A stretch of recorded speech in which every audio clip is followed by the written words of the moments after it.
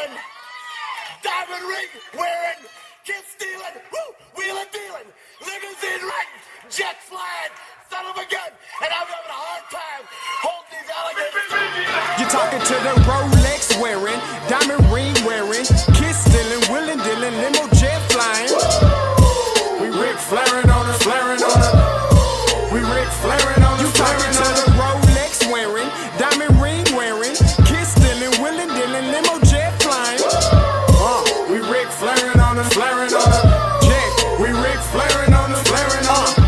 It's apparent these girls staring. I'm Rick flaring, gold across my chest. I'm fresh to death, I'm Paul Bearing, not at all scary. When I open like Betty Wops and find to these circles that's going in like a carry shot. Woo! I'm going in like a Mary Pop off that Mary Crop at the top flow at the Marriott. So questioning me is like questioning you. See, we the best dressed, so come and get blessed with the crew. Not one but two, different ways to slaughter your crew. Committed tat across the chest, I guess she blessed with the truth. People want to see them checks, representation of proof. Living through my elders, trying to resonate to the youth. But ain't nothing to get my flash on. Longevity is heavily embedded in my melanin. Layman terms, I last long. My grind repetitive, I'm smoother than real silk. Lyrical cash cow who can't cry over spilled milk. We in here. You're talking to the Rolex wearing, diamond ring wearing, kiss stealing, wheeling dealing, limo jet flying. We Rick flaring on her, flaring on her. We Rick flaring on her, flaring on her. You talking to the Rolex wearing, diamond ring wearing, kiss stealing, wheeling dealing, limo jet flying. We Rick flaring on her, flaring on her.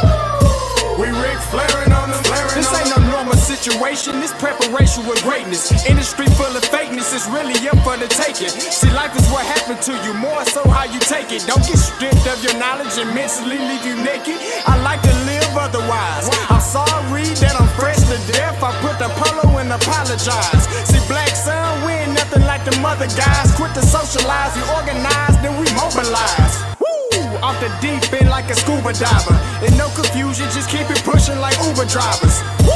Business fresh just like a supervisor in a Gucci visor. Can't find a smoother rhymer.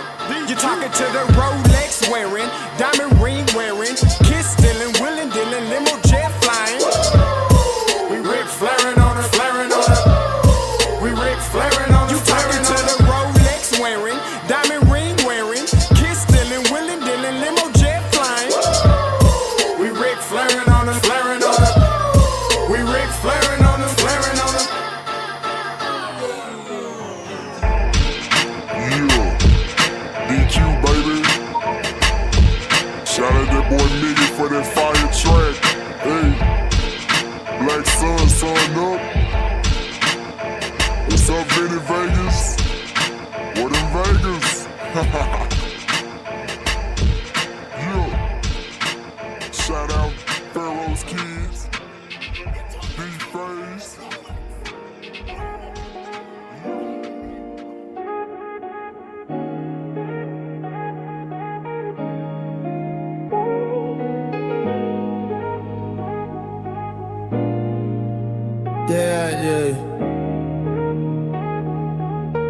Yeah. Scottay on the mic, pen scribbling plays. Zo in the zone, calling highlights and waves. Saturday night, late vibes, we staying awake. HBCU legends, every move they make. Gridiron dreams, under lights they gleam. Crowd roars electric, you can feel the beam. Past clashing, 808 stomping, marching bands hitting, stadium jumping. Late Readz, catch the plays, don't sleep. Breaking down the games and all assists deep. Late Readz, where the culture meets the beat. Every highlight, every heart, every feed. Late Readz, catch the plays, don't sleep. Breaking down the games and all assists deep. Late Readz, where the culture meets the beat. Every highlight, every heart, every feed. Drum major stepping, the rhythm don't miss. Halftime show, crowd moving like this. Zo got the stats, Scottay got the flow. Dropping gems and heat like a trap maestro. Running backs dashing, quarterbacks flashing. HBCU pride, the passion everlasting. Shimmering keys, late night haze. Gave a sprint pass, drift through the maze. Games on the screen, stories untold. Legends in the making, the future unfolds. Late Readz, get your plays, don't sleep. Breaking down the games and all these sits deep. Late Readz, where the culture meets the beat. Every highlight, every heart, every feed. Late Readz, get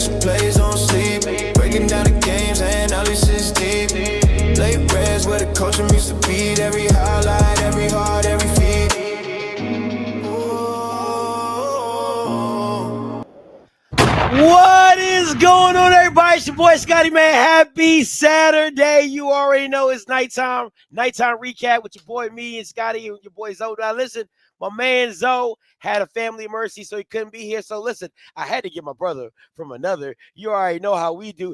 Give it up for the boy Wonder. What's up, my man?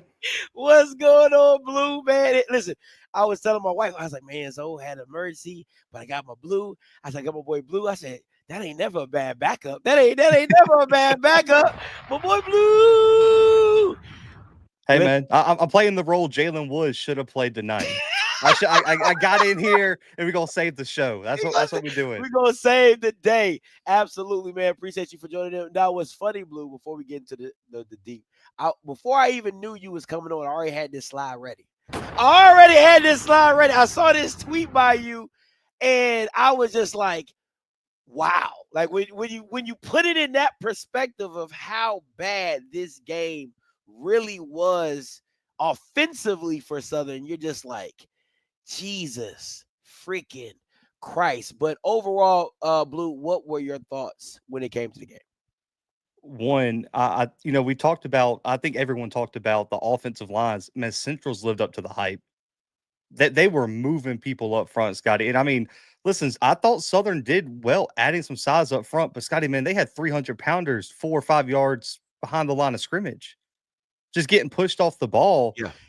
And then on top of that, too, listen, I mean, obviously it's going to come out later in the show, but now we kind of know why the Jalen Woods things didn't happen. But they were so one-dimensional, Scotty, that outside of breaking those few explosive runs, they had nothing to offer offensively whatsoever. And so I think when you're so one-dimensional, and Scotty, me and you have talked about it offline and on camera, we know what the identity of Southern is, man. They are going to run inside zone to death. And when you have no way to stretch the field, Scotty, I mean, Scotty, you've been in that role, right? As a wide receiver, as an OC, whatever, man, you were just running into brick wall after brick wall. And once Central went to halftime and made those adjustments and started to tackle, there was nothing Southern could do. It was a wrap. And for me, Blue, first of all, let me just do my drop real quick.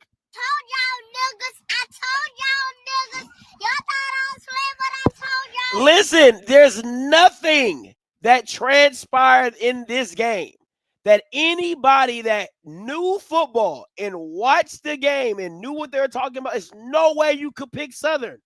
It just was no way, because where did they get better at outside of the running back position? Nowhere. They didn't get wide better. Receivers were terrible. And I've always said that Cam throws a great deep ball. I said that when he was at Jackson. I said, if he can't do nothing else, he can throw a deep ball. But when you're asking, and Jay Walker said it, we haven't seen a strike, like 1, 2, 3, drop back, hit it. We didn't see none of that from Cam McCoy all game. It was literally, if your first read is not there, run. That's literally what it was. And I was texting people this, Blue, in the whole doing the game. It looked like Gus Malzahn Auburn. That's really what it looked like. It looked the jet sweep, fake here. You shift the defense over. I find the gap on the backside, or I RPO it. If you crash, I take it and I go. And again, once you settle in and you're just saying, you know what? Okay, we're gonna stack the box. We're gonna slant the line, or however we feel we're gonna do it. Fill in your gaps with the linebackers, and we're gonna make Cam McCoy make throws. The throws he did make, his receiver should have came down with it. We can all give him that. But again, when you don't capitalize on opportunities, it doesn't stretch it doesn't. If you throw 3 deep balls and you miss all 3 of them, it's never going to back up the defense enough to be like, you know what, we got to sit back. And then on the flip side of this, Blue, where in the world can you line up 7 to 8 yards off every single play? I'm watching this first drive and I said, hitches, slants. I could do this all day. It's so rudimentary. It's like, it's not even that, it's not even like, oh man, Walker really dealing. You're giving it like it was literally playing checkers all day. I said, this is crazy. And what didn't make sense is you're playing a 5-2 or a 4-2-5. Sometimes you went 5-2 and sometimes you went 4-2-5. And you're playing your 5 DBs. they're like bracketing the first down line like it's the goal line or something. I'm like, Yep. well, I'll just take the 4 yards that you're going to give me, and we'll come back on 3rd and 2 and run inside zone to Mosley, who was absolutely amazing. I don't know where Trey Oliver be finding these guys, but absolutely. I tried to warn y'all that it was coming because he was good last year, man. He just got stuck behind Jamari Taylor. The kid averaged 11 yards per carry last year, and nobody said anything. Dog, that kid was absolutely amazing. I want to get some of these final stats. I don't know. I might have missed on a few of them because, garbage time. But, I mean. The time of possession isn't talked about enough either, dude, because Southern's defense was already not good, right? But then you had them on the field, Scotty. What was it? Southern had one possession in the first quarter? Hold on. I got the time of possession on the first one. Look at that. 22 minutes to 7. How do you do it? How do you and KP put it in the chat in the first quarter, it was 28 plays to 3 plays. Scotty, I don't care if you got the 85 Bears. You cannot do that. Especially because, Scotty, me and you have both played. I don't care how much conditioning you do. Scotty, you are not in football shape until you start playing during the season. It's somebody else. Well, bro, week 0, 28 plays in the first quarter. No, and Come on, man. I'm talking about, and it's not no screen left. It's I'm coming up. It's mano y mano. You got to get back on the line. I'm about to run you down again. You got to get back on the line. I got to mow you down again. You got to get back on the line. I got to mow you down again. And I really, y'all have to understand what Blue's tweet is really saying. Like, if you take out those big plays, this is the most ineptitude offense you would have seen all year. You take out those big plays, I don't think they crossed the 50 methodically the whole game after those big plays. No. 2 for 10 on 3rd down. They didn't convert a 3rd down in like the last 3 quarters. Listen, you guys can say, and I'm gonna open these call lines up because I know I should definitely have some people that want to call in and talk and give you guys opinions on the game. But you have to. There's no way. You are the only participant in the conference. All participants are muted. First of all, if you don't know, so what Blue touched on it. Oh, I forgot I didn't change that. Okay, hold on, my bad.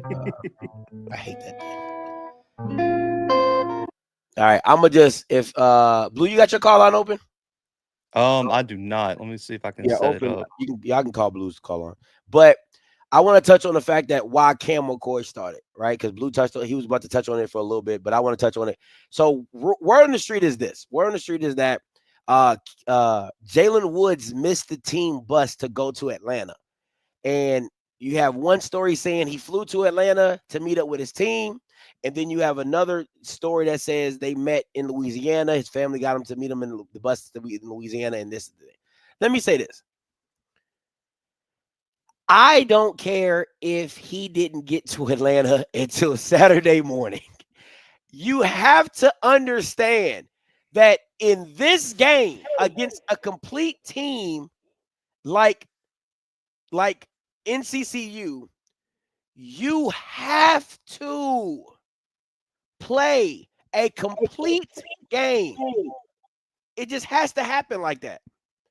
You cannot mess around and become one-dimensional with Southern. The game to me was, I said, hey, once NCCU figures out this running attack and how they're trying to, and they get their scheme together, there's nothing else you could do. There's nothing else Southern could have done because your quarterback is limiting. Yes, did he miss on some big throws? Absolutely.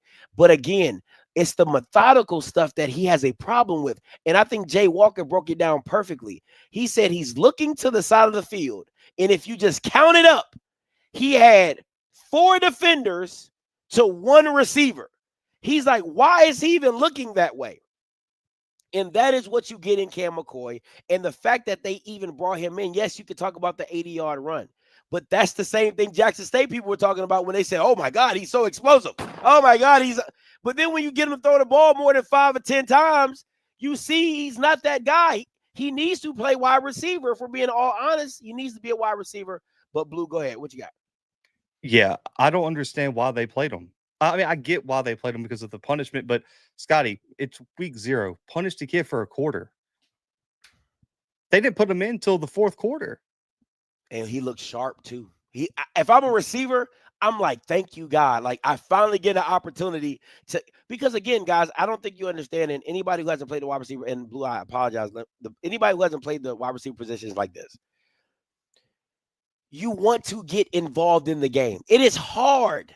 It is hard to just do a play, block, block, block, block, block. And then you want them to throw you a ball, and then they expect you to catch it. Like, you be like, bro, I haven't touched the ball all game. You haven't thrown my way at no point in time, and now you expecting me to make the biggest play of the game. I'm not saying receivers cannot do that, but I do. I'm telling you, as a receiver, it's harder because you're just not in the flow of the game, and you're so used to just blocking or running off somebody or something like that. It just gets frustrating. But what you got, Blue? And then also, let's go to the defensive side, man. Southern's defense looked bad. The front 7, Scotty, you talked about playing way back in coverage, right? They couldn't tackle anybody. There were multiple times someone got hit at the line of scrimmage or could have limited the gain. They were just getting run through, man. Yeah. Every time Chris Mosley hit the hole, it was over for them. They had nothing for it. And they had experienced linebackers and experienced defensive linemen. And they just didn't show up.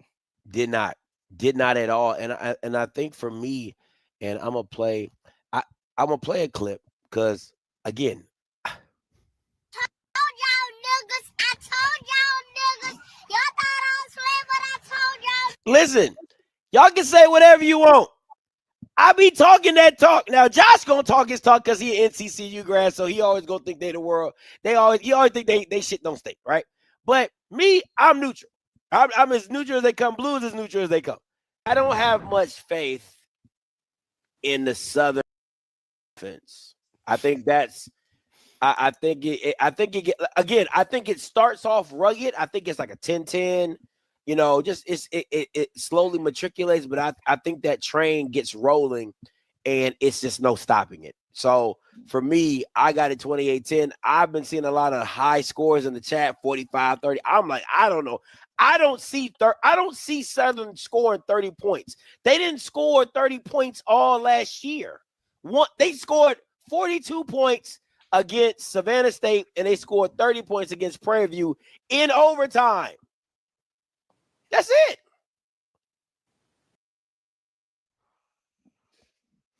Again, I'm not here to say I told you so, because I feel like that's a gimme. Like I just feel like that's like a layup. Like, if again, yes, there are Southern fans and Southern alums, but again, Terrence Graves, you cannot. I'm sorry, you can't make me believe he's a good coach. You just can't make me believe it. Like, again, there's a way that you win close games, and then there's a way Southern did it. And it's just completely different. It's not the same. It's not, hey, I schemed this up and we drew this up and we fought back. And it's like, oh my God, my grandmother slipped and tossed the ball up and Southern caught it and ran it in for a touchdown. Like, that's how they were winning games. That's how they were winning games in the late hours of the wee hours of the night, 1 point, 3 points. And people say, oh, well, they found the way it went. And it's just like, no, that was luck, pure luck. And the fact that they were in the game is even better for them. But I'm telling you, Mark Fredericks has to be on hit list number 1. And PV fans right now are laughing their ass off because they like, I told you. Mark Fredericks strikes again. I mean, would you be opposed to putting Fred McNair at the OC spot? Oh, absolutely not. Absolutely not. I mean, I would. I'm not in like a bad absolutely not. I'm like, yeah, like you're saying, like that's the move, right? Yes, that's got to be the move. You've seen Mark Fredericks all year. Blue, if I can come on here, me and you can come on here and say, inside zone. Like, you already know what's coming. It's not even a sense of Blue. It's not even, okay. And I'm so glad I had you on here, Blue, because it's this for me, right? I just need people to watch this. All right. This is what it is. It's the play design from Lee. It's the play design for me. Like, this is A1 play design. I need people to understand what I'm talking about right now, because I sell you with the action because we've been running you to death. And I block and he holds and then he just trickles out, and it's just him and Jesus. It is just him and Jesus. Peter and Paul and all the apostles, they over there as well. If you want to call in, that's Blue's calling number. My calling number is acting up, right? So it's just him and Jesus. But again, Blue, what kills me is it's okay to run shotgun, but can I get an insert? Can I bring my tight end from being wide and slide him in and insert him into maybe an off tackle, or insert him into a backside, or a wham, or can I get something other than inside zone? That's all you got to live with. Inside zone. No power, no creativity, nothing. Scotty, you get inside zone with Trey Holly. That's all you get. And he's special. He pulls it. That's it. That's all you get. And you know what's even sad about it is he's special. Trey Holly legit. Like I mean, he's a solid, well put together, no diddy back, right? But it's like when your scheme is limiting, then your player has to be overly special. He has to be more than what. And granted, again, Trey Holly is really talented. Like I just no ifs, ands, or buts about it. He's gonna have a good year. He's gonna have a run for 700-800 yards, maybe more if they can have a pass game to open up some more lanes for him. But he's gonna have a good year. But it's one of those things, like if you put, and I hate to even say this, but if you put Trey Holly on Alabama State, he runs for 1,500 yards. Or Jackson. He runs for 1,200 yards. Like, it's not always because of the talent. It's because of, the talent would give me 800 yards because I'm just talented. But the scheme and the blocking scheme is going to give me another 500 or 600 just because you didn't see it coming. You didn't know I was going to do this, or you thought we were going to do here, but we did a counter, or we did a wham, a trap, a duo, or whatever, right? A stretch. Like, they didn't throw a screen. He didn't throw not one. Again, it's for me, Blue, it's like the simplicity of, I know you're limited, so I got to do things that help you. Not a tunnel screen, not a running back screen, not a now screen, not a tight end screen, like not a wheel route, like nothing to confuse the defense eyes. It's just go ball, inside zone. Go ball. Or the one RPO they tried, he hesitated and got stripped. You remember the wide receiver in the red zone. Yep. The ball got taken from him. His first read wasn't there, Scotty. There was nothing else there. He just stood there like a statue, didn't know what to do. And the issue is, to me, it's like, you have to throw that away. Like, if you're in the red zone, it's one read. If it's not there, I send it to the stands and we play again. But I need y'all to see these stats. I really need y'all to focus in on these stats of what this offense truly did today. Your starting quarterback passing yards is crazy. That's insane. Somebody text me, right? Let me tell you. Hey, Quentin, I know you in here, Quentin. I know you in here, and I'm gonna call you out. He texted me. He was like, "Oh man, that boy's exciting, right? He Jackson State guy, whatever, just being funny, right?" I said, "I bet you $100 he don't throw for over 200 yards." That was in the first quarter, Blue. I said, "I bet you $100 he don't throw over 200 yards." He said, "Nah, I don't want to lose my money, cause I know what it is." Yeah, and I can show you. Listen, I can screenshot you out a text if you don't believe me. That's how confident I was in what I've seen in Cam McCoy. So when you brought him in as a quarterback competition, I'm like, is Jalen Woods that bad? And you had the kid from Valley, who was terrible at Valley, who they thought was gonna compete with them. I don't understand the logic of how this stuff plays out. That's the part, to me. I do not understand how this plays out. I do not understand how everything goes. Let me put this in my joint real quick. We So got a if bunch anybody, of calls whenever you're ready. yeah, go ahead, Blue. 7301. You're live. Wow, what's up with it, fella? What's up, KP? Man, happy New Year's, Merry Christmas, Thanksgiving, all that good stuff. We back, baby. What's up with you? Man, let me run it, man. Let me run it. 5 Mark. Mark, don't come back to BR. Just stay in Atlanta. Keep your bags there. Go look for your home out there. We don't need you. We don't want you. That's my first thing. Man, did you guys see that drive before halftime? Oh, the 2-minute Let drill was Nick Saban, bro, and I blame you, Scotty. I blame you, bro. Stop saying Southern needs to play these big time schools or pack the schedule with, bro. We don't need to be playing SWAC schools. D3 is the only schools we need to be playing that make us look good. That was so embarrassing. That is a bad look on the admin, the fans, the alumni, the Southern Knights that's dead and gone. Man, that was so embarrassing, man. You don't do no drive like that, man. You a collegiate head coach. Man, what was that? Man. But KP, let me push Right. back on you. Go ahead. My pushback is I have to know my limitations, right? Like it's like, okay, if I get in if you pull up next to me in a Corvette and I got a 1999 Lexus, I'm not about to race you because I know I'm gonna blow my gasket trying to keep up, right? So it's like I think there's a certain No. Graves do not need to be, bro. It sounds good, but listen to what I'm saying. Go ahead. I already coined this as a graveyard conference where everybody just been recycled. Them coaches cannot compete against coaches on that level. Yeah, we need to play better competition. I agree with you, but these coaches' mindset, that drive before half alone lets you know the competence of these coaches.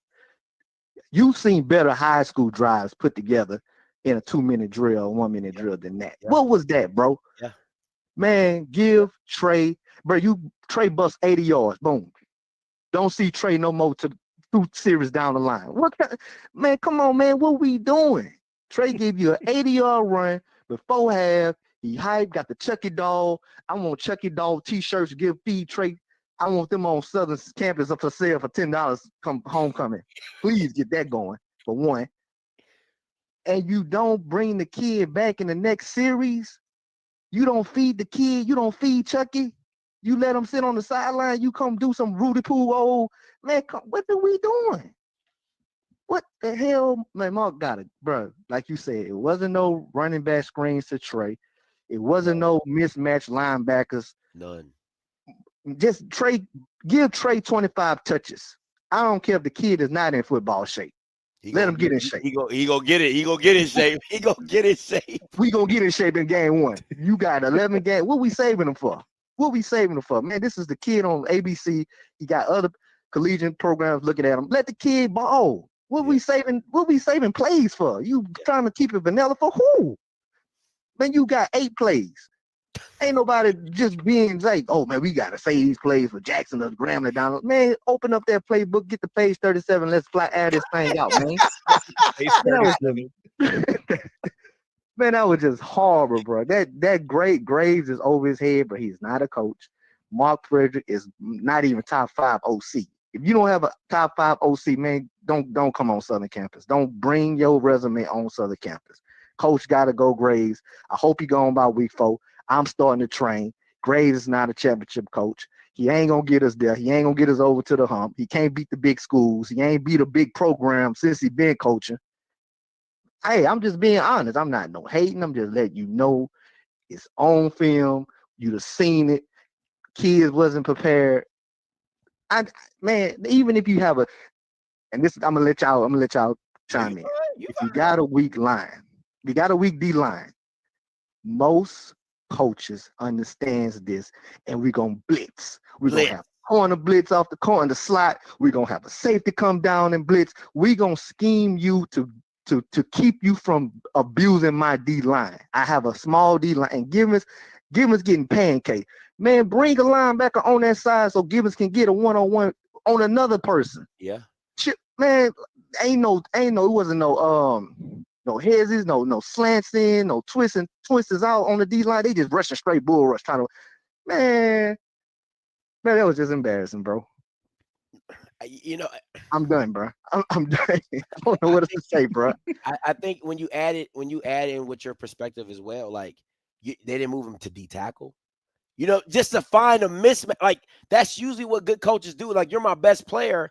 Okay, I'll take you from the edge and put you inside. And because if they double team you and we blitz, then somebody's coming clean. Like, we got to figure this thing out. And I think the worst thing is you never made Walker Harris have to think for the whole first half. For the whole first half, he never had to think. It was what he saw, and they didn't shift it. They didn't do no combo coverages. I shout out to my boy Zay from the Patriots, former Jack State. We texting each other. He's like, what kind of high school defense is that? Like, it was nothing to make you think of anything. I had another coach text me from the SWAC and was like, maybe try cover 2. I mean, like, just do something different. Like, it was, or at least run like a cover, like a cover shell. Punch. Make them drop in cover 3 or show cover 2 be man. Something. I mean, God, and this is what I think. This is the worst thing. People keep saying, like, Scotty, why don't you like Terrence Graves? It's not a personal thing.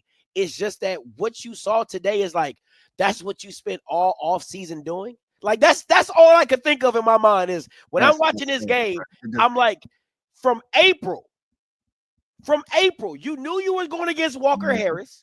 You knew they had everybody coming back. You knew this team was going to be in tuned, and you did nothing exotic. You did nothing to say, Walker Harris, you're going to have to figure this out. We're going to show you quads, or we're going to press up and be in quads, or be in a cover 2, or be in a robber. Like, it was nothing. It's a 5th-year senior at quarterback and probably the best offensive coordinator in HBCU football, and you didn't make it hard on them at all. Not at all. I'm sure that man faced better defense in his practice than what he saw tonight against Southern. Yeah. I agree. His scout team, the practice he'd go against the ones in practice were better competitive competition than what he faced them. Because it was just, you didn't drop Givens in coverage. That's what I was just about to say, KB. I was like, you didn't even drop him to the strong side. You didn't even drop him to the so I'm showing man and I'm off. I'm not even dropping my D in to get underneath the hitch or the slant. Like nothing. Because I could live with Walker Harris running for 3 to 4 yards. I could live with that. You know what I'm saying? Like, if he pumps it and they drop in and he run for 3 or 4 yards, all right, whatever, we'll take that. But I made you think, though. I made you think. Mm-hmm. I made you hesitate. Nothing. Absolutely. But go ahead. Man, that OC for Central, I think he didn't even get to the page 3 of his OC. I don't think he stuck with the first 15. He may have grabbed 2 or 3 that he probably wanted to test out, which was we saw on the touchdown when he did the pitch. I think that's a special play. That pitch he did to the running back, they did, and they pulled the tackle and scored I think it was 1st and goal at the 7-yard line. I was like, man, that's a setup play. That's a play that they designed in practice. That's something in week 4 that we're going to see. But the first 15 plays he script, I think he just stuck with him and kept it light, because it was nothing that he can really, you didn't have to dial up into anything. You just kept it basic and let Southern make the adjustments. Yep. Just run Mosley. Run Mosley in between the tackles. Like, Southern couldn't stop that all night. Man, they didn't stop it all night. You got weak DTs, man. Blitz your linebacker. Just blitz them. 1st down, 2nd down, I'm coming. Okay, you might beat me on the play action, but I'm coming 1st and 2nd down to help my D tackles in that middle, to help clog it up, throw some dirt in it. Just don't give your full front and put the pressure on them guys and make them think them guys gonna stop them dudes, man. Them dudes averaging 300 across. One guy went down, they brought another guy, he 300. Come on, man. Your backup is 300 pounds on the O-line. And we got 230, 240s on the D-line. You ain't about to penetrate nobody. No technique. I ain't see no swim moves. I ain't see nothing to show me that you guys been putting in work on the off season. As I said, Mark, you gotta go. You ain't gonna. I'm gonna say this. I'm gonna let somebody else dive in. If my OC can't give me over 25 points or 30 points in 2 games, it's a problem. He needs to be evaluated. That's how you evaluate. We get evaluated off our performances. His performance tonight, his performances in other games, it's not A, it's not B, it's not a C. You have to put Mark on the fire. Them kids out there went out there and did what they were told to do. Now, granted, his scheme didn't work, his plays didn't work. He needs to be put on the fire. Yeah, the quarterback didn't make the plays, but who's calling the plays for him to make? Put that man on the fire. You're charging us $50 to get into the game. I'm not paying $50 to see this nonsense. I'm going to take my ass to a high school game and have a good time and pay $10 to get in and eat some free popcorn. I'm not paying $50 to watch this nonsense. Man, I appreciate y'all taking my call. We're not ready to play the nickels and the bottom feeders of the FCS. I don't want to hear you come at us saying we ready. We need to schedule all SWAC schools because we are SWAC level coaches. This is a graveyard conference. Nobody's getting better, with the exception of Jackson. They trying to get up. They trying to do their thing. But outside, I'm speaking for Southern. We not ready yet, dog. We ain't. The coach's mindset is not there. Fire, Raise week 3, week 4, and let Fred McNair take over to him, and we, do whatever we need to do at the end of the season. But this ain't gonna get it, bro. This ain't. Man, y'all be safe, man. Y'all have a good night, man. Appreciate it, KP. Hey, Blue, you got somebody else? Oh, dude, we got like 10 callers. Oh, wow. Okay. Hey, okay. Bro, they definitely don't want to see Nichols after today. I'll go. Hell no. Hey, listen. I'm glad they didn't schedule Nichols. Bro, just go ahead and hang on for this one. Go ahead, man. How about them Eagles? Yeah.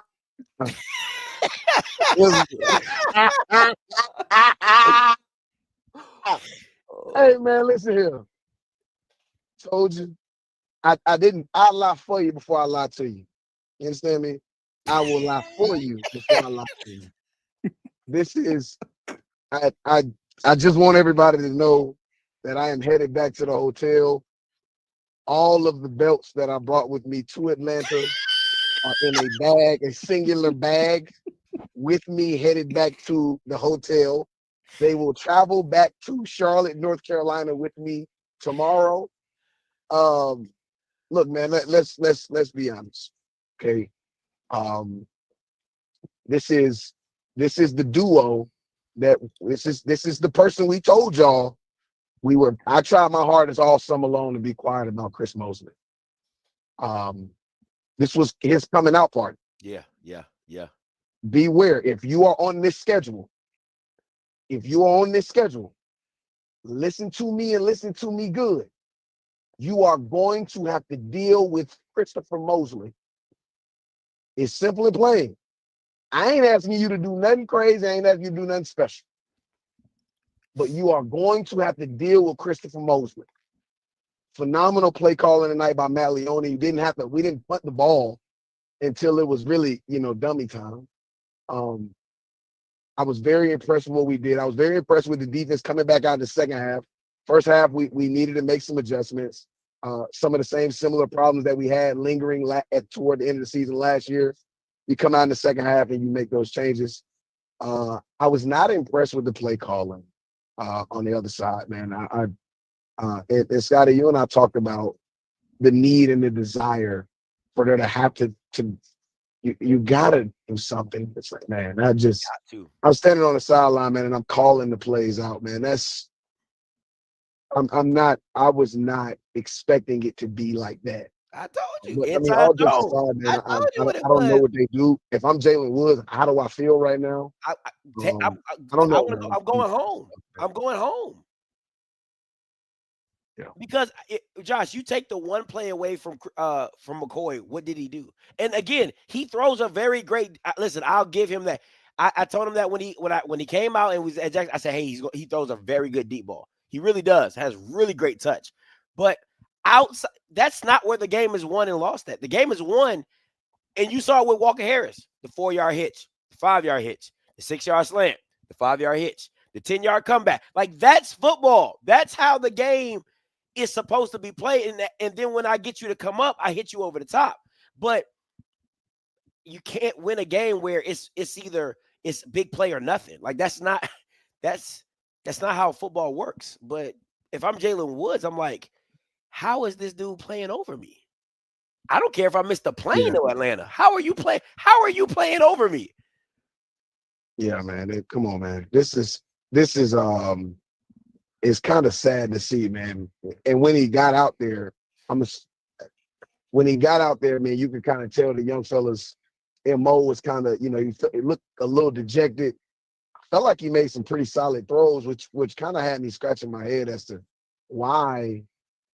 I don't understand this, man. I don't understand it, other than the fact that we talked about this earlier in the week, Scotty, that sometimes in that conference it turns into monkey see, monkey do. Facts. And I guess maybe they saw what Alabama State was able to do last year, and they said, well, if they were able to find some success doing that, then we should too. That's just disgusting. I mean, I don't. It's almost coordinator negligence. It's almost coordinator negligence, man. I was not expecting that. I was not expecting it to be like that. But that aside, very impressive. Anybody that's trying to water this down, anybody that's watching that's trying to water this down, man, go play hopscotch in the middle of the street. I mean, just let's be honest. I was very, very impressed. But I told y'all, man, I know that most of y'all who watch a lot of the shows, man, y'all from another part of the country. Y'all not used to seeing a program. You're not used to seeing a program. And this is a program, live and living color, national television. We got some business to take care of along the way. But at the end of the day, man, I was very impressed with what I saw from our guys today. I think I call him Christian Mosley, Chris Mosley, whatever. Y'all know who I'm talking about. It doesn't matter. Especially if you're not from MEAC country. You don't need to be correcting nobody's name on our team. No way. How about that? All right. Nonetheless, I was impressed, bro. I was impressed. I want to know what it was about this that made people think that it was going to be anything different, though. That's what I want to know. Scott, maybe you know why certain people were choosing it differently. Maybe it was don't be in none of that. Yeah. Don't ask either one of us. No, I don't know. I don't know. Like, to me, and I think all our scores were pretty close. I know you had 31 on the dot, Josh. I had 28. I did too. You I had 31, 20. 31. Like, if you know, like, that's what I said. Like, and I text you. I said, well, I put it on the tweet. I said, if you had to be Ray Charles, blind and dead, to not see that what was coming. Like, Southern is what it is. It's a stripe. It's a tiger that can't change its stripes because the offensive coordinator is limited. See, it's not the players, right? Because you could make packages for Cam McCoy that would work, or, hey, I'll put him in for this, I'll put him in that, and I'll make packages or whatever. And okay, I saw Zay in the chat was like, hey, he respects that they benched them because, nobody's bigger than the team. Okay, cool. All right, fine. But you got to help McCoy out. No, like I said, no running back screens, no tunnel screens, no wide receiver screens, nothing to just say, hey, let's get you comfortable throwing the ball, and then let's take our shot down the field. Like, not a switch route, not a sluggo, not a double move. Nothing. It was just straight nothing. Go play, go throw the ball. And that's what you see with Mark Fredericks, that to me, it's not. I will say this. I do think Southern is a talented team. Do they have their flaws? Absolutely. That D-line outside of Kelby Givens is average. It's just average. The secondary, them Bamas can hit. If they can't do nothing else, they're going to hit you. They can hit for sure. But again, like Blue said, I don't care if you the 85 Bears. You can't be out there that long. You just can't. It's going to wear down on you. If it don't happen in the first quarter, it's going to happen in the third because you've just been playing too many snaps. So, I like I said, I didn't. Yeah, I do feel bad. I feel bad for one person tonight, because as we all know, when you start looking at the evaluations for the next level, to get to the next level, you look to see how they do against the best of the best. Yeah. If I feel bad for Kelby Givens because he was completely eliminated out of tonight. It was it was almost like you didn't even know he was on the field. Facts. And it wasn't like we was comboing and double teaming. These were one-on-ones. And we all know sometimes that is not the best thing. It's when you go against a team that's really good, how you play against a team that's really good sometimes dictates how scouts are going to look. And it was a lot of pro scouts in the building tonight. I saw them. They was all over the sidelines. And that's the part that I hope that he gets a chance to be able to recover from as the season goes along. But I mean, this offensive line essentially eliminated. They clearly were saying we're going to eliminate him from the game in altogether. We're not going to let him be a factor at all. We're not going to try to scheme around him. We're not going to try to scheme toward. We're just going to eliminate him out of the game purely by dominating a one-on-one. And I was very, very impressed with the offensive line for being able to do that. I feel a little bit bad for Kelby Gibbons because that kid can play ball, man. It's just he just was not, with the other guys that's on the defensive line, he wasn't really given a chance to really, not a lot of combos, nothing innovative, nothing fresh and new. I was not really, really impressed with what I saw tonight from Southern. And outside of some two explosive plays, this game could have been 42-0, man. Yeah, absolutely, man. Jay, appreciate the call, man. Enjoy your night, my boy. Appreciate y'all, man. Y'all be good. All right, man. Oh, we got to get to this one right here, man. I believe this is BJ. Oh, man. BJ, you're live, my man. What's up, man? What's up, BJ? Man, look, man. This is why when people ask me how I felt about the game, I gave you my honest opinion. I wasn't going to blow no blue smoke. I was going to be real.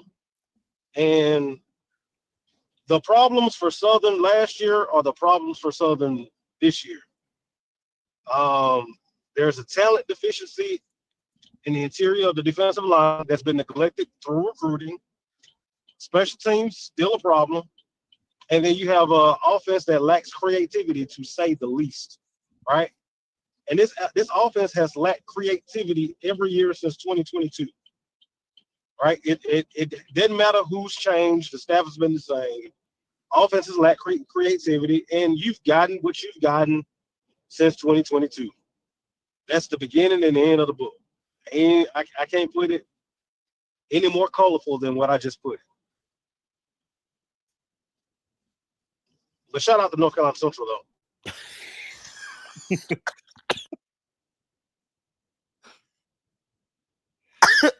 Boy, you love y'all boys. I'm over here dying laughing. BJ, let me ask you this. I am. Go ahead. You were at the game, right? Yep.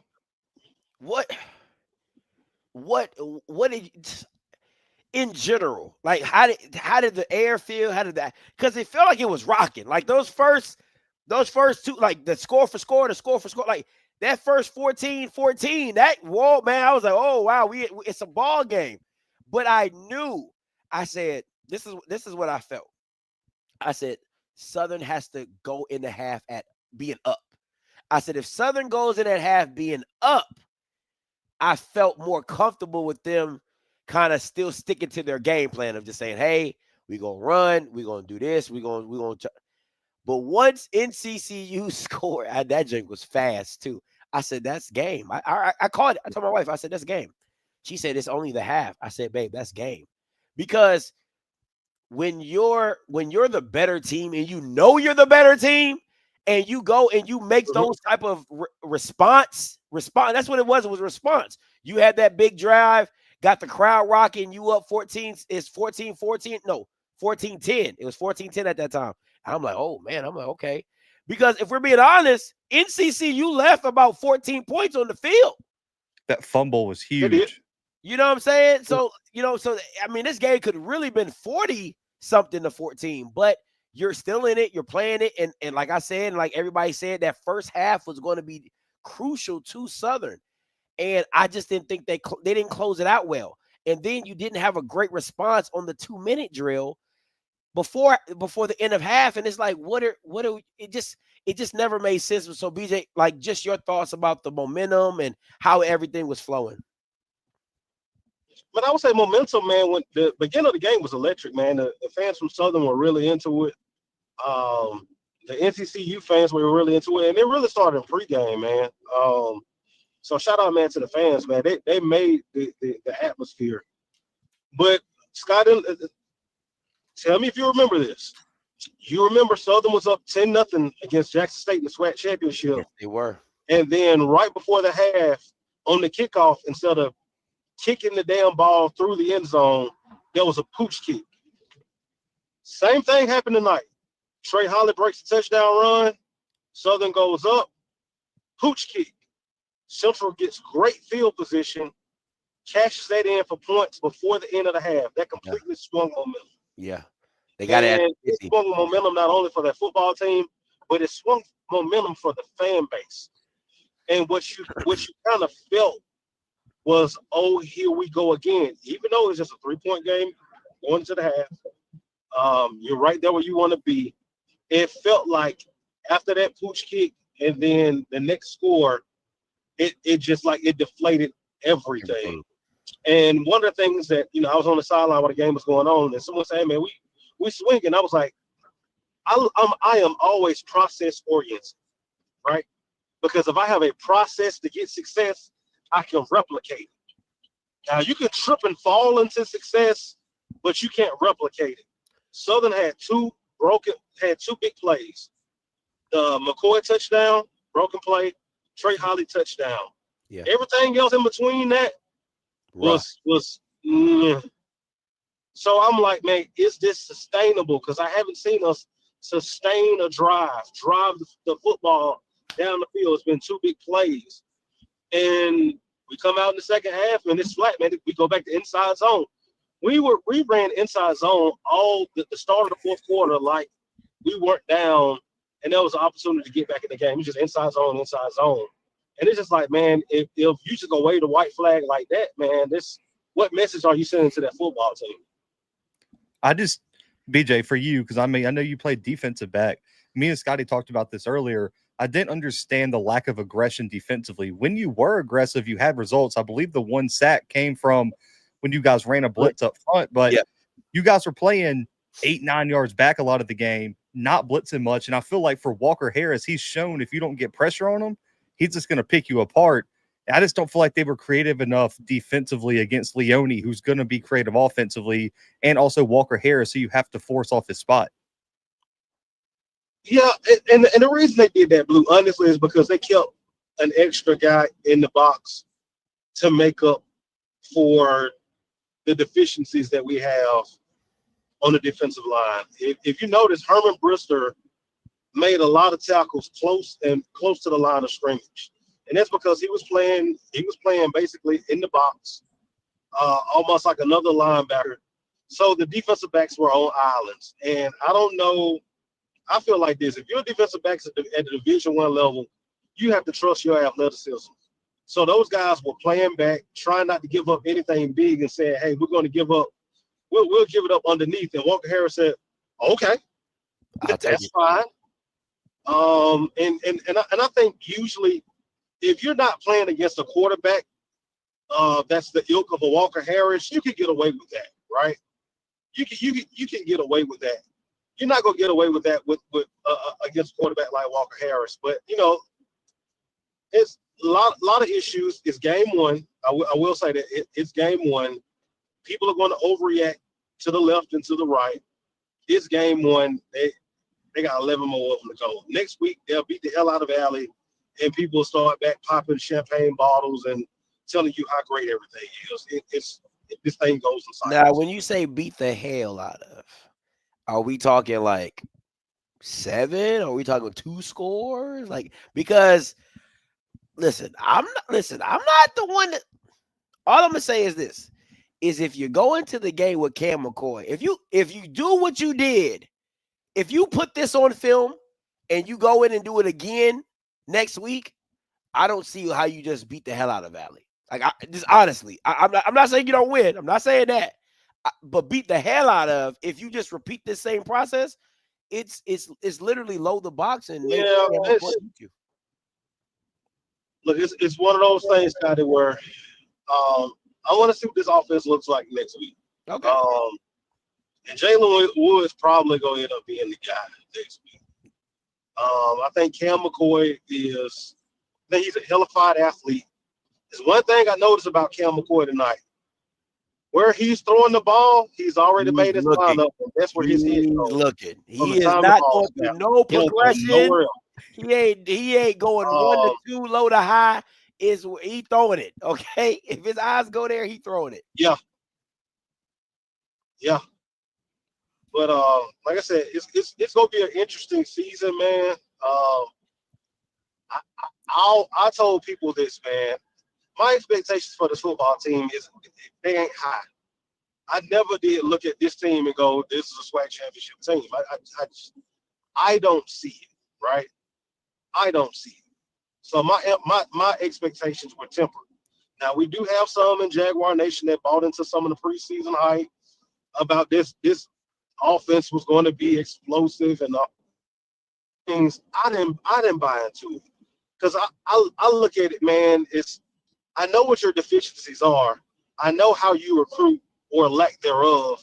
You did nothing in recruiting to address the deficiencies that you have. So since I know this, why would I expect anything different if you're gonna roll out the same thing? That's me being stupid on my part. Yeah. So, like I said, man, we'll see how this thing goes. Hey, appreciate the call, BJ, man. We'll see you next week. All right, bro. All right, bro. Get your talent already, man. Coach Green. Maybe. Coach Green, you're live, man.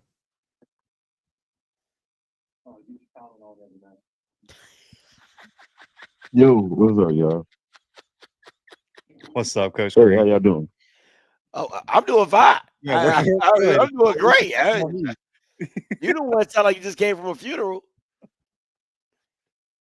Nah, I'm good. I'm good. Oh, you don't sound like it. You know, it's one game. I don't worry about one game. Yeah.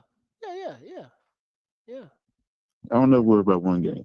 But I do. Only thing I'm gonna say is I like to see what the offense look like with Jalen Woods, because, like you said, McCoy, he need to play wide receiver, or he in there for gathered plays. I think okay. Quarterback, no. I think this is the thing, right? The Jalen Woods thing. See, this is what happens when you put players in that garbage time. Is that you start seeing things that you're like, oh man, that looks really good, but they're giving it to you. Hey, you can take that 3-yard slant. You need a touchdown. Like we're playing prevent and we'll give you all the underneath stuff. So yeah, the slants look good, the hitches look good, everything looks good. I'm not saying Jalen Woods isn't a capable quarterback, but what I am saying to you is the issue is not Jalen Woods. The issue is Mark Fredericks. And when Mark Fredericks is in a jam, when Mark Fredericks is tight, when Mark Fredericks has to make a play, when Mark Fredericks has to draw something up, what is he going to put his young quarterback in? And that's where the question comes in as to how good Mark Fredericks is. I think Jalen Woods is a very capable quarterback. You take Mark Fredericks off and I'll tell you this. Go ahead. I'll tell you this though. There's quarterbacks that can make an offense coordinator look good. That is true, but it's not because it's not because of their arm. It's the Devontae Kincaids. It's the Lamar Jacksons. It's the guys that like Cam McCoy, right? Who when the play breaks down, I can give you some wiggle and I can run for 20, 15 yards, or I can scramble for 5 or 10 and throw a bomb downfield because somebody's leaked open. It's again, if you remember FAMU, that's what Daniel Richardson was like. He would buy enough time to where somebody leaks open and then he just tosses it nice and easy over somebody's head and they get a 15, 20-yard gain. It's not Felix because of the arm. Go ahead, Blue. Felix Harper is another example of that. Mm-hmm. So it's not the OC putting you in great situations. It's your athleticism getting you out of trouble and then making it look like your OC puts you in a good situation when they never did. So again, it's not, it's, you know, and you as a basketball coach, it goes, when I used to coach basketball, I would tell, like, until you do it in the game, it's just a dream. Because if I'm practicing on my left hand, but when I get in the game, I don't use it, then I'm not there yet. And that's what Mark Frederick is as an OC. It's like, yeah, you can, and I tell people all the time, they be like, oh man, in practice he was going 4 or 5 wide. What does he call in the game? It looks pretty at practice when nothing matters, when it doesn't count. But what is he going to call in the game? And in the game, it's going to be inside zone. But this is what I'm saying though, man, because with Jalen Woods, I ain't looking at I'm not looking at the last few minutes that Jalen Woods played. All I'm saying is, because of his arm talent and he's capable of hitting the tight ends, and they use the tight ends more every time he played. And I just want to see a full game with him. I just want to see that. I don't know if Jalen Woods will like playing tonight, even though. if we say we go beat the mess out of Valley, I'm not gonna count that one. I'm gonna look at that like the last 2 minutes of this game. I'm gonna see how we do against somebody else. I just want to see it, just see what happens, because like I said, it's early, and even with the defense, it's early, Miller gonna probably make some adjustments on his defense, and then we'll see what happens. Okay, well, some blitz more. You sound hopeful, which is positive. Hey, hope. Hey, hope. when I haven't never been hopeful, dog. Every time I call something, I've been No, listen, once, and I called it. Yeah. Hey, man, listen, there's nothing wrong with being hopeful. I have. No, I I'm said just we're saying. gonna be in the SWAC championship. How many times I say we're gonna be in the SWAC championship? Only missed it once. How many times have you said you was gonna win it? Don't worry, I'll wait. Don't worry, I'll wait. Don't worry, I'll wait. No, how many times you said you was gonna win it? How many championships you got? How many SWAC championships you got? All right. I'm gonna say this. All right. Exactly. I'm gonna say this for you. Zero. I'm gonna give you one right here. I'm gonna give you one right now. We're going to the SWAC championship, and we're gonna win it. Next caller, Blue. Next caller, Blue. All right, Coach Green. We out on that one. Put the Ozempic down. Yeah. 3363. You're live. Hey, Blue. Hey, Scotty. How y'all doing tonight? Good, man. What's your name? Where you calling from? Yo, this is JB calling y'all guys, man. No, what's up, JB? Yeah, what's up, man? I knew the voice sounded familiar.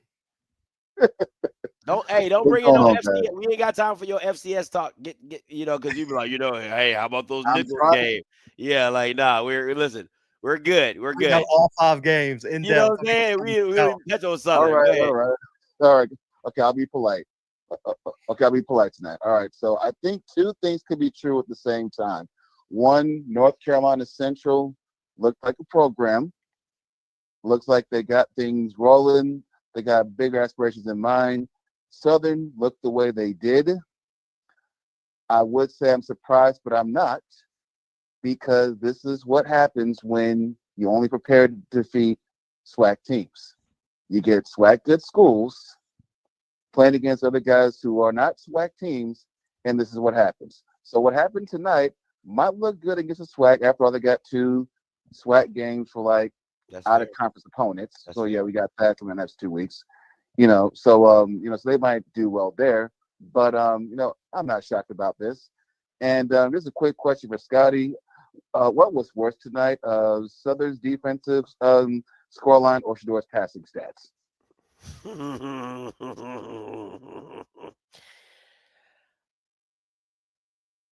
Yeah, Shador's passing stat line was trash. though. That jig 5 sacks. That was crazy, bro. Like, I'm sorry. I really want to get that title to Southern, but 5 sacks, that was against the backups. Yeah, that's crazy work. I'm sorry, that's crazy work. So yeah, definitely should do it. Gotcha. And Blue, quick question for you. Who do you think was the most impressive today you saw? North Carolina Central, Nichols, or Tarleton? You gonna say Nichols? I actually think it's Tarleton. Really? I know Portland State's not good. I don't think they've been shut out in like a few years now. And like 42-0 is crazy. With the backup running back averaging like 13 yards per carry, they're what Incarnate Word should have been. So I'll give you that, JB. They look like what we all thought Incarnate Word would look like. Gotcha. Okay. I told you I'd keep it brief. So thank you guys for letting me call in. Hey, no problem, man. Appreciate it, JB. How many callers you got, Blue? 7. All right. We'll take 5 more and we're gonna roll up out of The here. Yeah, we locking conference it has down been though, locked. just in All right, case. Cool. All right, Herb. We ain't got 45 minutes, man. We gonna have to keep it brief here. But what's up, my man? You live, Herb. Yeah, y'all diabolical, man. I ain't gonna. Dude, I only thing I'll say, man, is if you got a quarterback that's limited, that can't make certain passes, as an offensive coordinator, you got to put him in position to, and be able to do those things. Yeah. I looked at Southern tonight, and first thing that stood out, you got skill players that can really make plays, but calling inside zone, I think everybody else has said it at this point. You call inside zone or you throw the ball deep, that ain't being, that ain't showing any type of creativity in terms of your play calling at all. None. And I don't know if that is something that is just endemic of the night, because I know Southern had the same problem last year on the offensive side of the ball. As far as Central goes, man, look, Harris looked like he ain't lost his. He picked up from where he left off from last year, and I don't know, man. I think DJ was spot on. I know we were talking about it, on Sunday, about how important the interior line play for Southern was going to be. I didn't expect it to be that bad tonight, for real. It was bad, like diabolically bad. So, yeah, man, I know the season's early. I know it's game 1, man, but they got some work to do. That's all I gotta say. But yeah, Holly. But the two running backs though, Holly, Mosley's the truth, man. Yeah. Mosley's gonna give them give people a lot of problems. Man, appreciate the call, Herb. A whole lot of problems. Yeah, man. Hey, Blue, let me pitch this to you. Yeah. And I want to go back to what I think Herb said a great point, because dog, they didn't even do a rollout. Just the pure basics of, listen, if you know anything about offense, right? And now me personally, I'm not a big fan of rollouts because you cut half the field off, but usually if your quarterback can't see the field very well, you do a rollout so that he only has to focus on half the field. Not a sprint out, not a rollout. I can't stress this enough to people. When I know, like, some people in here are like, no football, and then some people are just like, hey, I'm a fan. Yeah. The indictment on this offensive coordinator, like, I don't think you understand like how bad of an indictment this game is to an offensive coordinator, because you have a great mind on the opposite side who is just running circles around your defense. And then on the opposite side, you're living and dying off broken plays, off missed tackles. Like legit, just living and dying off missed tackles. And also, you play wide receiver, Scotty. I just want to put this in your head. The quarterback you're starting was not going to be the starter. He's a one-read quarterback. Scotty, if you're on the backside, oh, you're done. You're not. Are you running? No. Like, just psychologically, you're not even running the routes the same, which is tipping to the defense what you're running. where the read is. Because if you're out there lagging, which you're going to do, because you know he's never going to look at you, right? Because if he's throwing on this on his front side, Scotty, you're the backside route. He's never even going to look at you. Never. And the thing about it is, as a receiver, you're just like, I'm not getting this ball. Like you're in your back of your head, like let me explain something to you. And Charles, this goes back to the point, and we're going to get back to the callers. I apologize, guys, but let me just do this real quick. I want to show you the same play that was ran for this tight end is the same play that could have been ran for Fuller.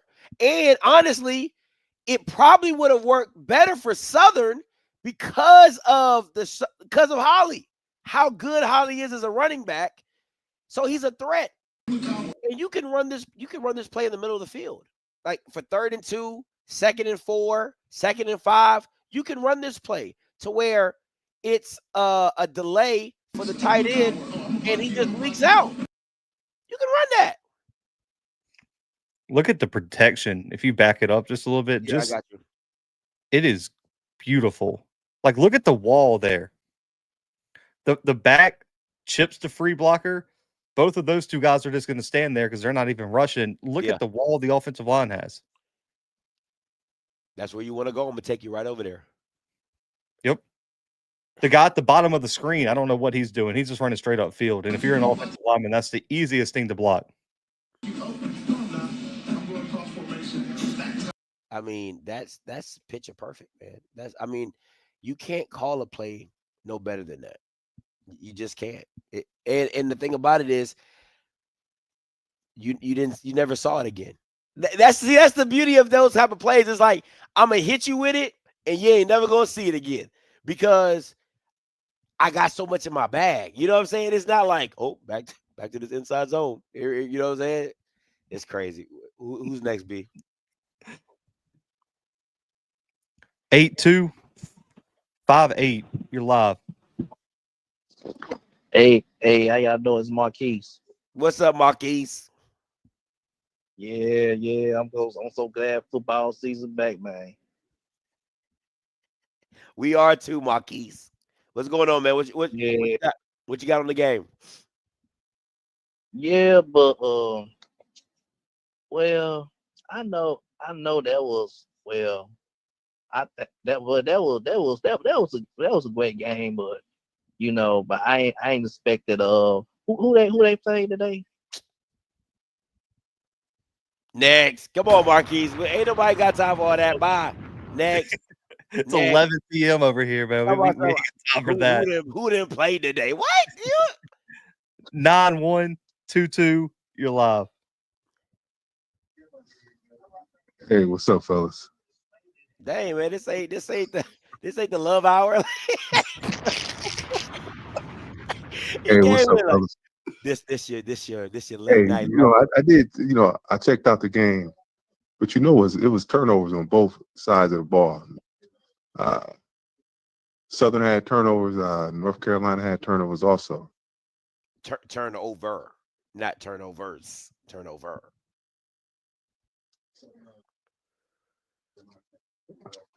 Also, okay, English teacher. No, I'm just saying you had the S's. They only had one fumble. You know what I'm saying? You're right. But the simple fact is that that defensive front for Southern, that defensive front for Southern, man, it was crazy because you have to look at it. They don't have the personnel for that. I think they need to play run a 3-4 because they're more of a finesse defense. Maybe need to try number 1 because he was getting single blocked the whole game. Maybe get his hand out the dirt and have him come off that edge. What you think about that, Blue? He may have to play that because he's small in the NFL. I don't think he's going to play defense. I think he's going to have to come off that edge in 3-4. I don't think you could run a 3-4 though because they were running a 4-man front and getting blown off the ball with their 2D tackles. I don't think Southern's good enough. But what I'm saying, also they may have to make at. Go ahead. No, you gotta listen.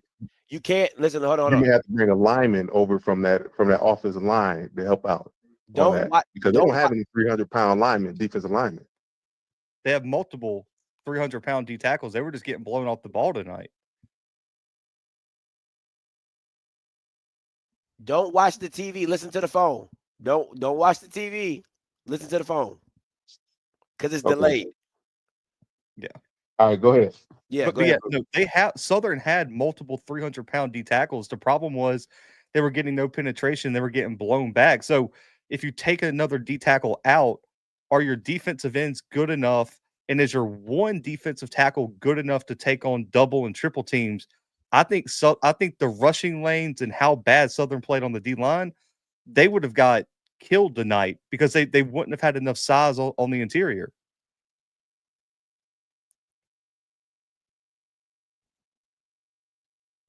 Hello? Yeah, we just had a whole Oh conversation. yeah, okay, yeah. I think what it is that you also have to look at the personnel, and they, those are the players they recruited. They recruited those players,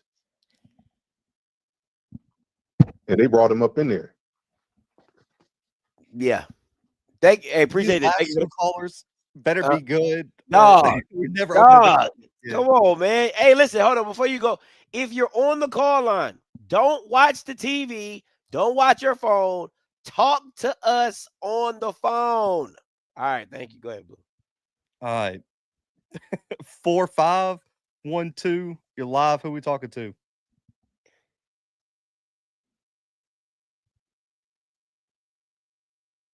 Four, 5, 1, 2. You're live. Next. Out of there. Next. This person should know how to work a phone because he's called into my show and your show. Quentin, you're live, man. You closing the show out. I'm ready. What up? Go ahead, Q. So, leaving ground zero. I'm letting you know that now. So, hey, G said it best. They're a band school. That's what they are. Southern's a band school. Y'all need to debate it. B, the quarterback for Southern, he only reading half of the field. On most drop backs, he only looking at one side of the field. Facts. The problem that I got is the defense coordinator out of anybody. Because you let Walker Harris do 3- and 4-step drops all night, and you never touched them. Like, you didn't press up on the corner. You didn't press up on the wide receivers and make him hold the ball a little bit longer. Besides the first drive where he took off running in the goal line. Outside of that, Givens got to the backfield multiple times, but they wanted to let Givens get upfield so they can run behind him. So it's like you never got your best player to get to the quarterback. And that was probably the biggest issue that I kind of had with Southern as an Alcorn fan. It's like Givens supposed to be the man. And he never shined to be the man. And it's like, I don't know how you kind of come back from that as a team. The Southern fans got out there in the third quarter. By the time it got to the fourth quarter, it was over with. Everybody knew it was over with after halftime for the most part. So I guess from y'all watching on TV, what did y'all see? Did y'all see anything different other than that? I don't think NCCU is like a monster that they can't be beat. It just Southern didn't really do anything. They got. I'm saying I feel like they got Xavier Vaughn from Alcorn of last year with Buddy starting at quarterback. He can take off and run. He'll jump out the window on you. But outside of that, if you ask him to throw the ball, he don't really do a lot. But then I don't think offensively they asked him to do a lot besides throw the little comeback route, and that was it. I think if I was handing out, and I'm gonna ask Blue this the same. If I was handing out grades, or if I was handing out a piece of the pie, right? I would 60% will go to the defensive coordinator because you really you had all year, you had all summer to prepare for Walker Harris, and that's what you decided to come out in was man to man. 7 to 8 yards off. It just didn't make any sense to me. Like, you didn't bring in anything. Yeah, I'm saying, come on, you can't play 7 yards off every play. That was just absolutely crazy. Just absolutely asinine. So he would get like 60% of the blame. 30% of the blame would go to Mark Fredericks, like, because he's just bad. Like, he's like, you knew what Mark Fredericks is. You know what Mark Fredericks is. He's bad. Like, so I can't blame. And then 10% is going to Terrence Graves because he shouldn't be in the role anyway. So it's like everybody's just effed up. But the biggest slice of the blame pie for me would go to the defensive coordinator, because you literally came out in the most basic ass defense in college football. And I'm texting two former coordinators and head coaches, and they're like, Scotty, a high school quarterback can read that. It's not hard.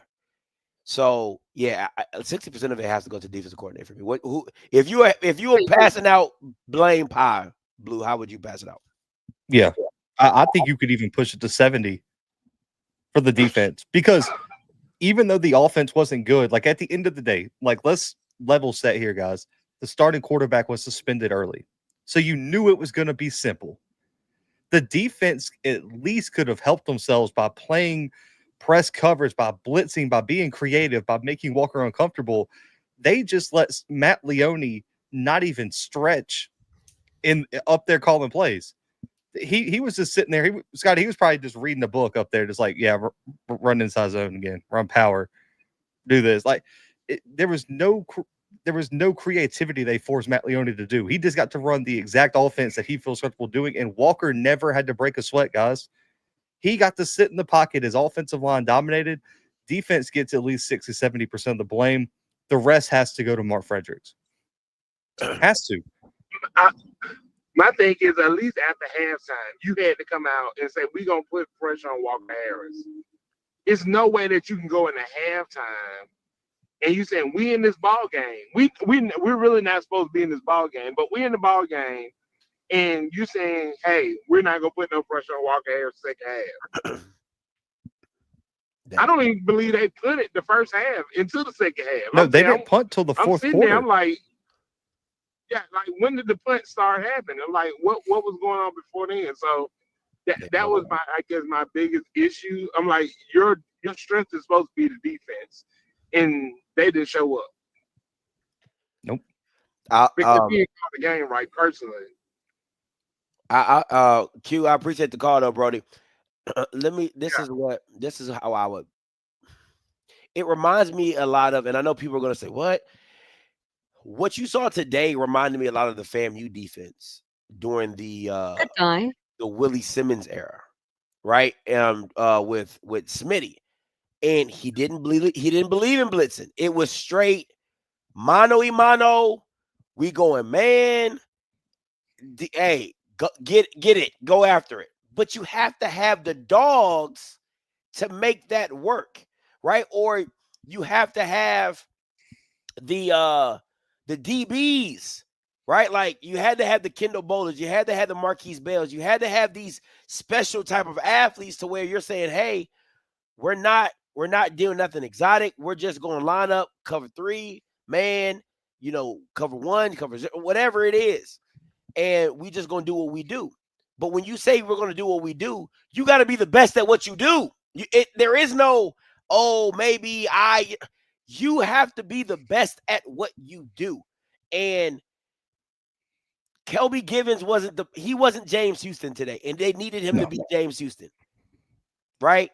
You needed your Vincent Pages, and you needed those guys to be. You needed your General Hush, you need your Anthony Dunns, you need your Isaiah Lands, you need your Majors, you need your guys to show up. But again, it doesn't help when the scheme is off and the guys don't show up. It really and you're on the field all day. That's the other part of it, is that you're not running a creative scheme at all, Scotty. You no creativity. You're not executing at a high level, and you're on the field for 30 minutes of the game, 40 minutes of the game, and you got 25 plays in the first quarter that you're out there. Scotty, it's Atlanta. It's hot as hell, even though it's a night game. It's week 0. You're not in mid-season football shape.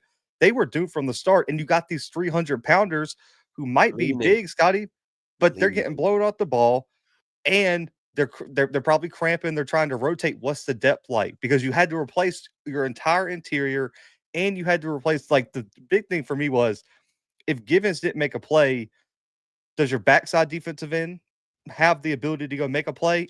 Scotty, I can't even tell you what the backside DN's name was. I couldn't either. It wasn't called once. I don't think he sniffed Walker. And also, too, you said, like, even if you want to play a base defense or whatever, that's fine. But you also got to know your matchup. We've talked about this. Walker Harris has been in Leone's system for too long. He's too comfortable. You have to get him uncomfortable. If you were facing a redshirt freshman, Scotty, a sophomore making his first start, man, play base defense. That's cool because he's probably going through his progressions. He's probably nervous. He's probably trying to get in the flow of stuff. Walker Harris walked in, Scotty. He probably has the ability because he's so experienced just to call his own plays if he wants. Yeah. Him and Leone got that chemistry. And you got an offensive coordinator like Leone who's experienced in the SWAC and is not going to blink in this big of a moment. You have to make him uncomfortable as well up in the booth and make him start to think and get out of his rhythm, because they didn't make Leone or Walker Harris think one bit outside of what they came into the game to do, because they got everything they wanted offensively. And see, the thing that even for NCCU is like, okay, you know, you had a new DC. Trying to figure out how that all went down. And if I'm an NCCU fan, I'm saying, hey, I like the adjustment that our guy, you know, because Oliver's a defensive guy. You know what I'm saying? So it's one of those things you get in, you talk about it. Hey, we're going to do this. We're going to change this up. You leave Matt to his own volitions and what he wants to do. And we're going to come out and get this thing fixed. Right. And that's just what they did. But again, that's high level coaching, right? Like, we're going to get it fixed. Blue, is there anything you saw different from Southern when it came out of halftime? Nope. There was a whole ton of adjustments for Central, especially defensively. And also, too, let's going back, because I'm going to rewatch the game as soon as we get off of here, Scotty. But if I remember right, too, on that Holly play, he got hit at the line of scrimmage and just made someone miss. It's not like Central 80-yard touchdown. Yeah, the 80-yard touchdown. He came through. They run blitz. There was no safety over top. The backside safety met him in the hole, and he just dropped his shoulder, stepped out of it, and he was gone. A missed tackle. So you even run fit correctly. Right? It wasn't like FAMU last year in this game where they weren't even run fit. And Scotty, like, Kevon King was going untouched. Crazy. 70, 80 yards. Crazy. So Central didn't even need to make a ton of adjustments. You just had to get back to the fundamentals. The only play that Southern had where no one was touched, I don't think anyone touched McCoy. It was just kind of a breakdown, and he just he saw a lane and he took off. Yeah, he RPO'd him, and the linebacker was just stuck in space, and he just wasn't going to catch him. He just wasn't going to catch him. But like for Central, though, man, it's like if you just do the fundamentals, man, you're talented enough to do this to a lot of the teams on your schedule. Like, I see a lot of people saying that this was just Southern being this bad. I didn't come away thinking that Central had a bunch of different problems to fix. I thought first half, you saw the typical week 0 mistakes, some missed tackles, Scotty, some of them getting in the rhythm. Second half, they were locked in. I think, like, for me, I picked Central to win the MEAC. I don't know who you picked. I feel like I'm even more confident in my Central pick right now. I think you have to be, because of the continuity. That it's just listen, man, in the game of football, continuity is big. And let me say this, and I know people are like, what about Chinnis Berry able to get his former quarterback to come back to him when he got back to South Carolina State? Massive. It was huge. It was his offensive coordinator that he had at Benedict, head coach at Benedict. They knew him. He knew them. Hey, man, we just got to put some pieces around you and we'll make this thing work. Continuity matters.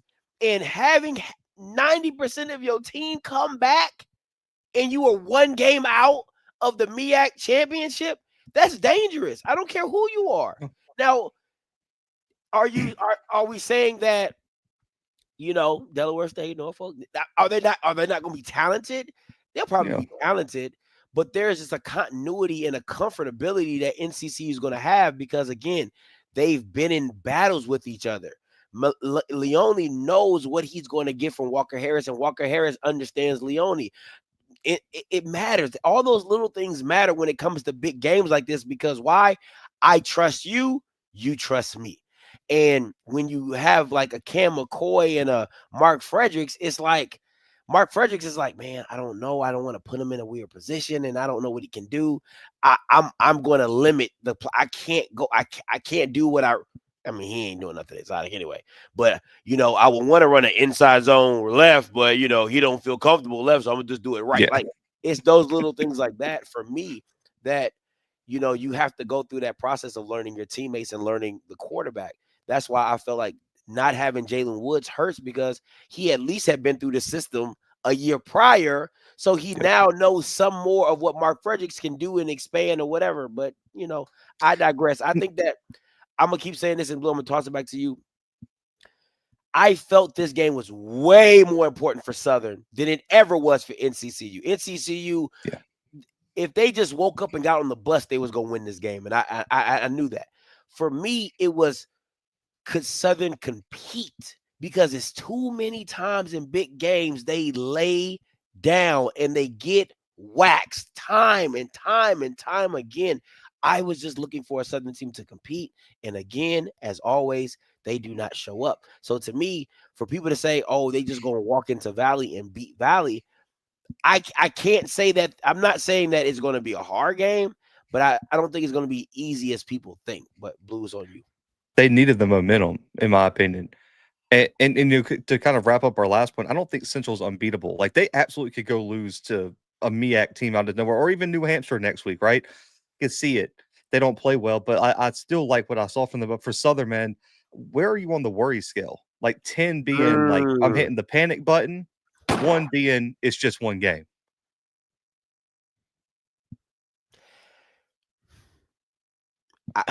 I feel like it's this, man. It's one of those things where how can you trust something you've seen multiple times? Like, that's my only issue. It's like, you steal. I've caught you stealing numerous of times, but now you're coming to me and say, I didn't steal nothing. I stole nothing. But my stuff is missing. You know what I'm saying? Like, it's like, I gotta blame you because you're a thief. Like, with Southern, it's like, we've seen this play. We've seen it play out the whole year last year. And the only reason Southern fans are not panicking is because why, Blue? Because they don't care about out of conference games. They can win the SWAC West. They can win the SWAC West, and they can walk. But again, you would, and this is the thing I argue with Perry about all the time. I'm like, bro, you will take an accidental win of slipping and falling on a banana peel and getting the ball and scoring the touchdown and be like, oh man, we made it to the SWAC championship. Other than just saying we're the best team smoking and nobody want to see us. And when has that ever been the case? Yeah. The last few times Southern has walked into a SWAC championship, everybody and their mama knew they was going to lose. It wasn't going to be no competition every time. Come on, man. What are we doing? The only reason I don't have it above a 5 right now is because Jalen Woods didn't play. Now, if they go and start Jalen and they struggle in Abina next week, Scotty, you got to ramp it up. Hit the panic button. Because if Jalen Woods can't do it against Valley, I mean, because let's just say this. I mean, I think we both agree they're probably, I don't know how it's going to look. They'll probably beat Valley next week. Probably. What happens when they got Alabama State the next week? Automatic L. It's an automatic L. And the fact I haven't even seen Alabama State. But I know, again, just like I know what Southern is, I know what Alabama State's going to be. They're going to be a hard-nosed defensive team, and they're going to make it different. You're not going to – they stopped Jackson State with the all-world running back that they had last year to, like, 60 yards? Yeah, 40, like 60 yards. Something crazy like that, and he was running wild on everybody. So, again, you understand who they are and what they're about. That's the same thing with Southern. You know what they are and you know what they're not. And to me, just based off what we already know and what we know they're going to try to implement, Southern, you're not going to be able to run the ball. So if you can't throw, it's a loss. It's coming your way. He's just coming your way. And the thing, and I'll say this about Alabama State. They've won games without throwing the ball. They've won games, hard games. They've made games competitive. Like, I'll take, and I know people will say, whatever, Scotty, I'll take an Alabama State loss to Jackson with a 5th-string quarterback that's like 14-6 or 10-6 or whatever, over beating Texas Southern because they missed a punt. Because they whiffed on a punt. Like, no. Come on, man. Like, really? So, I know that people might not understand that, but I just think people give this Southern team way too much credit. That Terrence Graves is not good. Mark Fredericks is not good. And I'm going to keep saying it. And you can say whatever you want. These coaches can get on here and this all the opinions of what I'm about to say is strictly Scotty, has nothing to do with my boy Blue. But what I'm saying is too many times these coaches in the SWAC, they get hypersensitive and you suck. You absolutely suck and you're stealing money. You're stealing money. If you pay Mark Fredericks over $20,000, you get your money back. He's not good. You can pay me $90K. I can call a better game than that and lose. I can score 14 points and get paid $80K and lose. About 21. You know what I'm saying? I can get you 21. You know what I'm saying? Pay me 50. I can get you 21. Easy. So miss me with it. But Blue, final words before we get up out of here. Yeah, man. Dude, it was so good to have football again. Oh my gosh, today, yes. I might go rewatch all 5 games this week. Just all the principle of we finally get games, man. But man, Southern, I'm a little bit worried looking ahead, man, because I don't think this team competes with Jackson right now the way it's built. Yeah, I don't think they beat FAMU. I don't know if they can get through PV and Alcorn right now. Listen, I'm a little iffy on the Alcorn stuff. Now, you know a team that I'm not. They're my sleeper. If they can figure out quarterback, looking at the returning talent, I think Grambling could be super sneaky. I haven't seen. I don't know offensively what they're going to be, right? Because I know Mickey's calling the plays, and it's probably going to be a lot of 21 personnel, 12 personnel, whatever you want to do, stuff like that. But we'll see. Listen, that game so far in the future is so tough. Like Grambling and Southern is so far in the future. These two teams aren't going to be anything. Honestly, I don't even care about the Pop Warner Classic. Like that's to me, it's all the stuff leading up to the Pop Warner Classic, right? Because for me, it's what Alcorn had quarterback issues. Yeah. Grambling had quarterback issues. Yeah. Southern had quarterback issues, right? So it's like now UAPB lost their quarterback, so they're going to have quarterback issues, right? KJ's back at Texas Southern, so they got KJ. Yeah, that's and then PV's got like 19 guys competing for QB1 right now, and we're not going to know until week 1, right? So it's it's a lot of just moving pieces and parts. But to me, I just can't. The Alcorn thing, I don't know why people in Alcorn, and again, I'm not saying that Alcorn is going to be bad. I think they're going to be a solid team, but I got to see that. I do. I got to see what that defense is going to look like. I got to see what that offense is going to, because to me, Gales and Frederick, they're in the running for the worst 2 OCs. Like, I mean, like, just for the roles that they're in, not just like play calling wise, because they're not good at that either, but I'm talking about like to be in those high positions and people want those teams to win. Like if Gales was at UAPB again, I wouldn't care. If Gales was at Valley, I wouldn't give a shit. Like you're supposed to lose. But now that you're in the Alcorn roles and you're in the Southern roles, they have the expectation to win. So why would I have an expectation to win and I go get you? Yeah. Why would I'm with you. You see what I'm saying? The only reason I keep him in the conversation is because every single team in the West has like a massive question mark that you just can't overlook. So it's like, if Alcorn gets mediocre quarterback play, could they win, Scotty? I think they could if they just get mediocre quarterback play. Yeah. Just like if PV gets okay quarterback play, they might come out the West too. It's like the West for me is so hard to predict because like I think the East, man, look at all the check marks you have at quarterback. Now I think Jet Petty's going to be the guy at FAM who I really do like. Yeah. You've got Jackson returning quarterback, Body's back at Bama State. We know who the guys at Alabama A&M. Heck, we know who the guys at Bethune-Cookman. Yeah, they already. We got a whole lot of check marks on the east side. Ain't a lot of check marks on the west side. Bro, there's question marks and X's everywhere on the west. It just and see, and last thing, and I know we really got to get up out of here, but yeah. that's why to me divisions suck, because the East is so top heavy that I would rather just see another East rematch than seeing anything come out the West at this point in time. Now, what Prairie View might become and what Grambling and Alcorn might become, we shall see. But we know what Southern is. I mean, we'll see what it is with Jalen, but we kind of see what it is with Southern. But again, I'm gonna keep saying this. When you have all these old AARP ass coaches and they hitting you with this 1985 scheme, like, bro, like, what are we doing? Like, again, and I'm not saying all old people are bad, right? Like, I'm not saying like Nick Saban kept it young and fresh and funky, you know what I'm saying? Like, but dog, Southern's coaching staff, all them members are on AARP. Henry looked like his knees were about to give out on the sideline, trying to walk down from the box. He on the sideline talking about, let's go. We got to get a spark. Like, bro, sit your ass in the box. You know you can't see nothing with them glasses on the sideline. I don't know why DCs come down. Like, the reason you're in the box is to see over and to see what they're doing. How in the hell are you going to see something on the floor? How you going to see something? That's why I like Leone sitting in the box. There's a reason. I get to see everything. I get to see everything, man. So,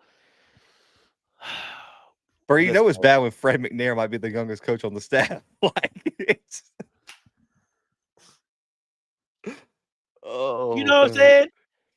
It's ridiculous, man. So it's either about to be the Fred McNair era or Southern going to have to find a new head coach, because I don't know, man. I know it's just game one, but like I said, I've never been a Terrence Graves fan. I've never seen. There's a reason why you've been a backup your whole career. Like, you've been there's a reason to that, and no one's saying firing him right now. But Scotty, if you lose to Central like this, they lose to Bama State, they lose to Jackson, they lose to FAM, and then God forbid they lose to Bayou Classic. What is this all for? Yeah. At that point, what is it all for at that point? So you can't beat none of the big dogs. I'm just saying, like, if that transpires, you can't beat none of them. Why am I paying you? Why? Go get Teddy Bridgewater. Go get Marshall Faulk. Go get anybody.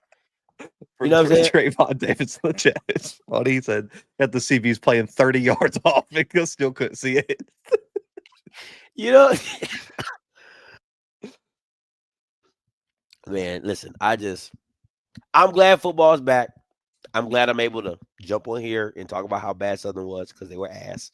Shout out to Trey Holly, man. Special kid. Yeah. I can't wait to see more of him and see how Mark Fredericks tries to be creative and use them, but we'll see how that goes. Blue, let everybody know where they can catch you at, man, because you go everywhere. Yeah, man.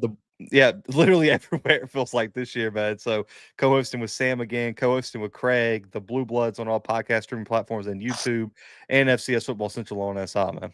Yeah, man, I love that you and Craig with the image. That just dope. That's just dope. I like how shout out to Craig, man. I appreciate him bringing me on and appreciate Sam as always, man. So I think I'm on every single FCS show this year. It's insane. Yeah, but you got the brain for it, man.